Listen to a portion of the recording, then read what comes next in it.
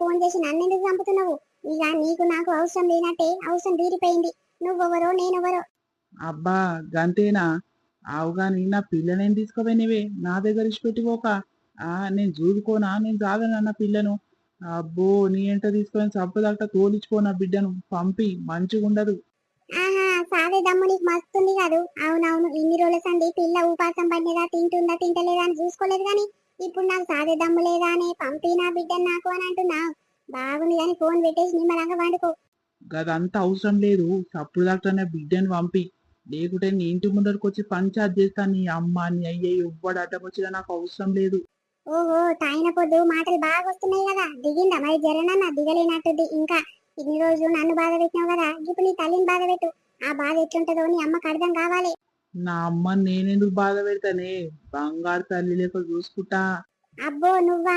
థు, నీ బతుకుల చెప్పు ఎట్లా పాడుపడ్డవేంద్రా నీ తాగుబోతు ముఖంలో చెప్పు.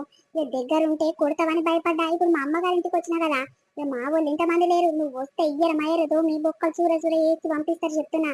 ఇప్పటి నుంచి భయపడేది లేదుగా నీకు. ఎదురెదురు మాట్లాడితేనే చక్కగా అవుతావు. ఇప్పటి నుంచి తగినట్టయితే కరెక్ట్ టైంకు బువ్వ ఓడి పెడతాడు.